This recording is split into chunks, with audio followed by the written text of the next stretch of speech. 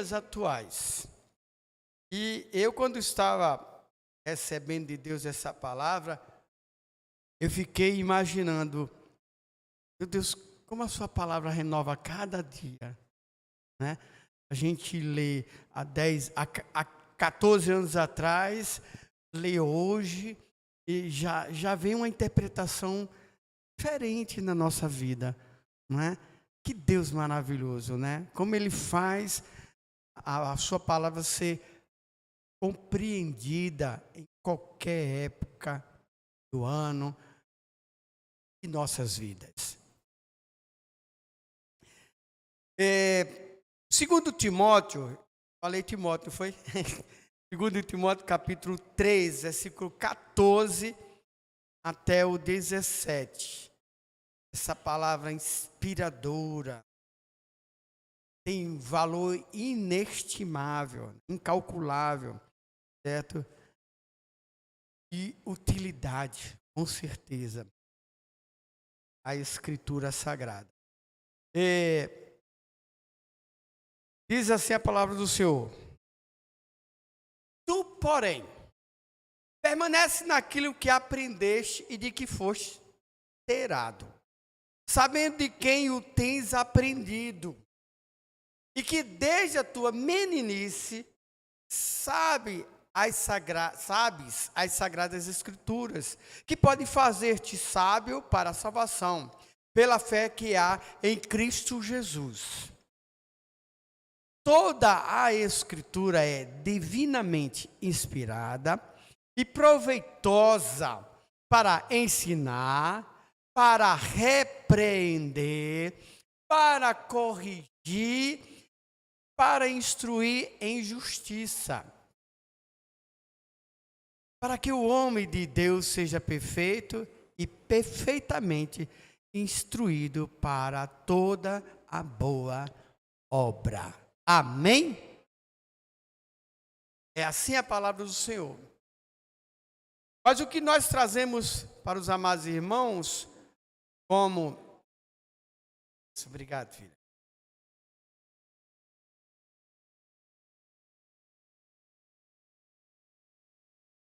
Como tema, a sutileza da relativização da Bíblia. Relativar, meus irmãos, ou relativizar, ou mesmo distorcer a Bíblia, não é algo recente. Tantos e tantos têm se aproveitado e distorcido a palavra a seu bel prazer, se dando até por desculpas, não é?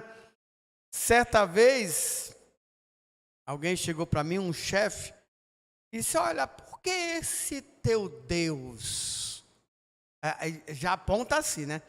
Por que esse teu Deus deixa uma criança nascer com deficiência física? Eu fiquei olhando assim para a cara do sujeito, e para você ver como eles tentam distorcer a palavra, né? Aí eu vou lá para Deuteronômio 29, que as coisas que nos foram reveladas, essas pertencem a nós. Mas aquelas que não foram reveladas, pertence a Deus, então não interessa a gente não. E o cara ficou sem dizer mais nada. Aquilo que aconteceu é com Deus, né? Mas se vocês perceberem, toda a trajetória bíblica sempre tem um sujeito aproveitador. Isso eu estou falando na Bíblia. Jesus, no momento da tentação, veio carcará, sanguinolento, Satanás, diabo, pé de lã, qualquer coisa assim. E usou da palavra. A ponto de dizer: olha, se você quiser transformar essas pedras em pães, você transforma. Se você quiser pular daqui até lá embaixo, dessa ribanceira, os anjos, teus anjos, estarão prontos para te socorrer.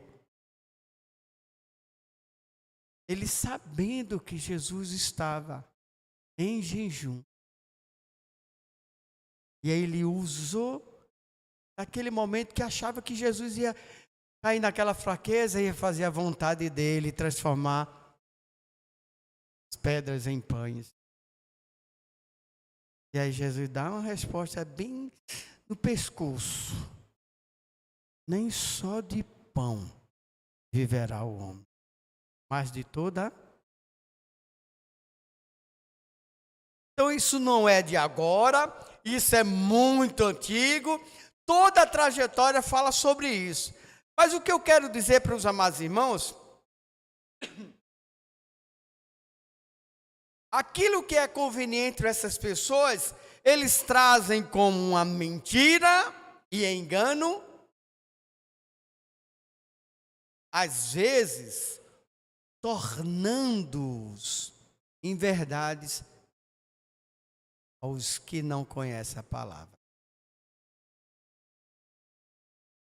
Temos, pois, que estar alerta, meus amados irmãos, para 2 pontos importantes que a gente pode extrair desse texto.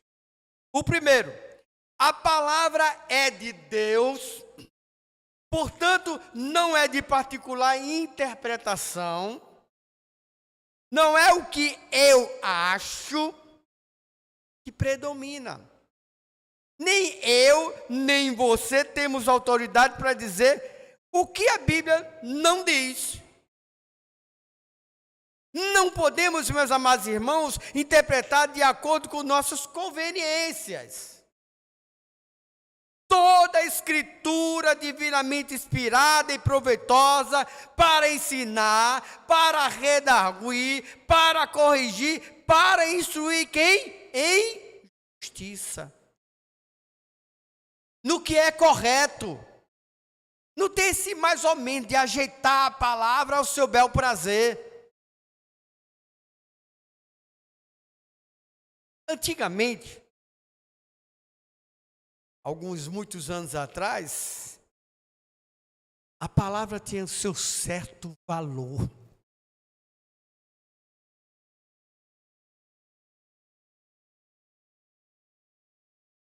Era de forma que, se seu Manuel fosse na barraca do seu João comprar arroz e um monte de coisas, mas não estava, porque na época não tinha Pix, cartão de crédito, cheque, cada coisa. Mas não se preocupe, seu João, vou deixar um fio de cabelo do meu bigode aqui. Nós não faz isso hoje porque ele nem bigode tem. Mas vamos para João. João tem barba, bigode e um bocado de coisa, menos na cabeça. Então deixava um cabelo do bigode. E estava lá. E cumpria. Hoje o pessoal olha assim para o outro. É cartão? Não, não é cartão não. Passa um Pix. Já quer logo que cai na conta. E quando passa o Pix, ele vai olhar. Né? Para ver se realmente não foi um Pix agendado. Quer que entre na hora. Você entendeu como é a palavra? E a sutileza da forma que as pessoas levam a palavra da verdade a seu bel prazer. Maquiando. Vindo com uma roupagem diferente.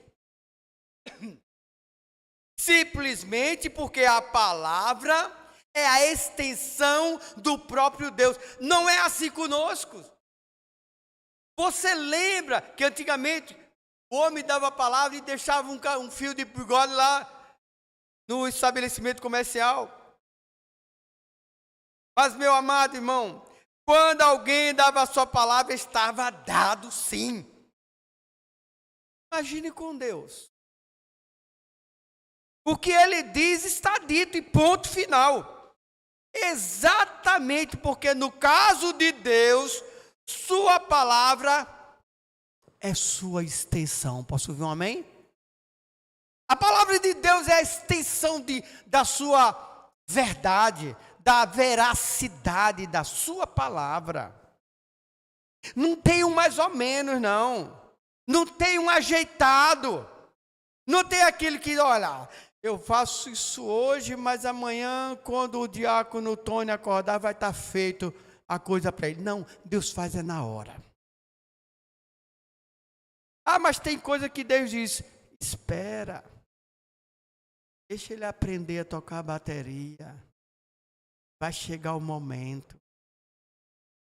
Tudo é no tempo de Deus. Não é verdade? Tudo é no tempo de Deus.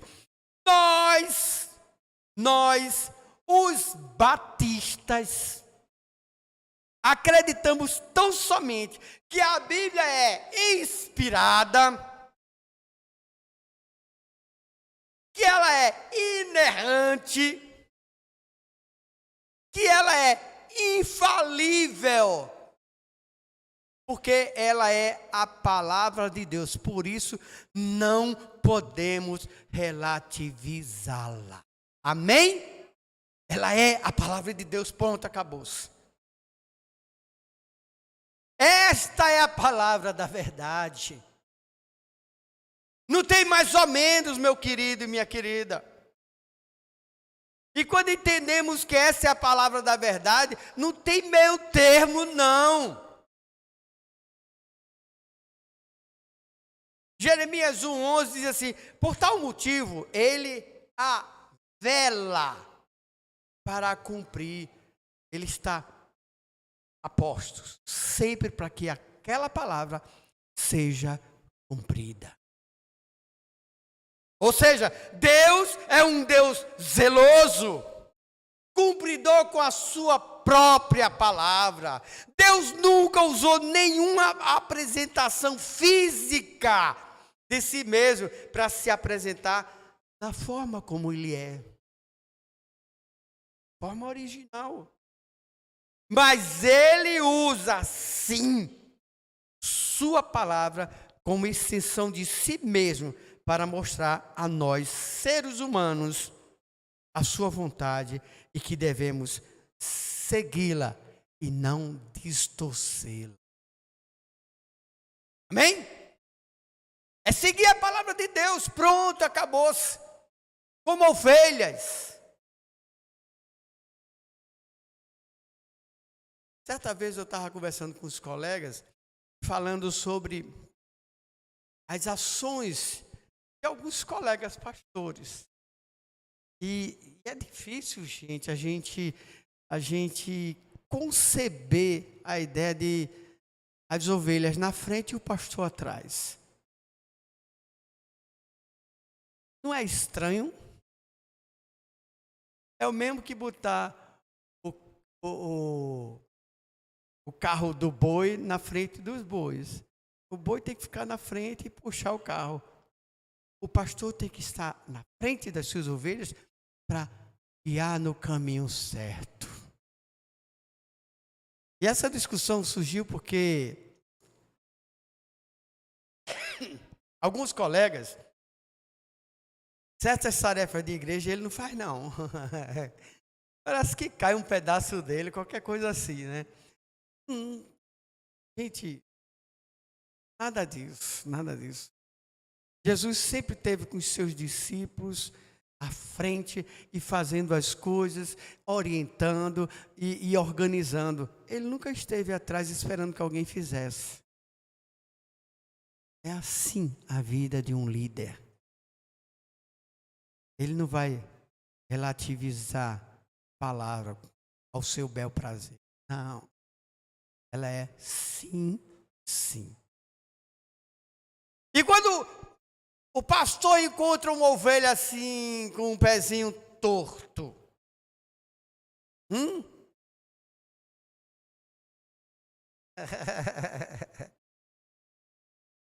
Pois é. Pastor não é médico, mas pode conseguir um aval do médico dos médicos para consertar. Mas quando a ovelha não fala, pastor não é vidente. Se você tiver uma situação delicada, como ovelha, procure o seu pastor. Isso mesmo. Vá até ele. Apresente os seus problemas. Ele pode não solucionar, mas com certeza ele vai apresentar a Deus e resolve tudo.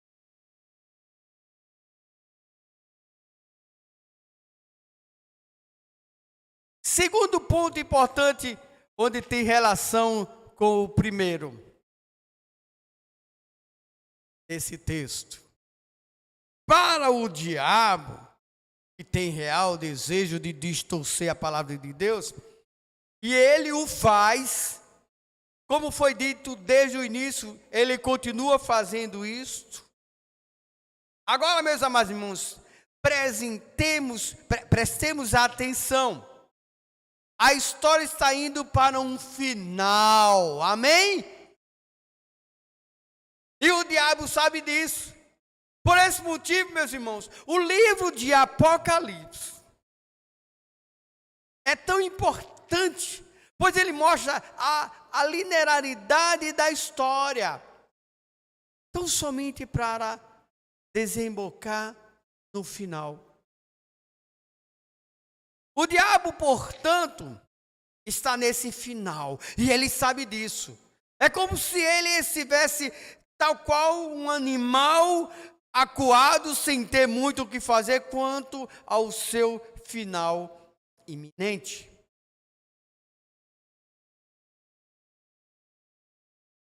É o tempo todo ele tentando encontrar uma brecha num filho de Deus. O tempo todo ele lançando os seus dardos inflamados para segurar um filho dele, de Deus. O que ele faz então? Com a proximidade da cidade santa, que vem descendo, está aí o registro em Apocalipse 21, versículo 2, certo? E por assim dizer, atropelando todos os planos do diabo. Sim, amados irmãos, ele sabe muito bem disso. Por pouco tempo lhe resta. O que faz o animal acuado, portanto, cuja destruição é iminente.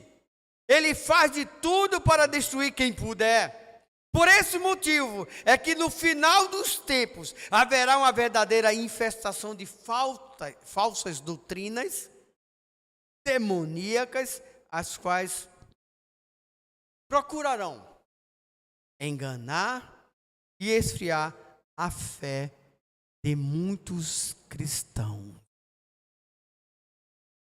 Vou tirar até o óculos para falar, vocês olharem nos meus olhos. Esses olhos castanhos que Deus me deu. Olha, tem muita coisa lá fora se dizendo cristã. Tem muita coisa lá fora tentando encher a sua cabeça com uma roupagem de cristão. Tome cuidado. Tome cuidado. Peça a direção de Deus, a revelação do Espírito Santo sobre a sua vida, para que essas falsas doutrinas não encontrem espaço em sua vida. Amém? Essa é a verdade. Amados, diz a Escritura que os últimos dias serão marcados por um avivamento. Olha só que coisa mais contraditória. Um avivamento satânico.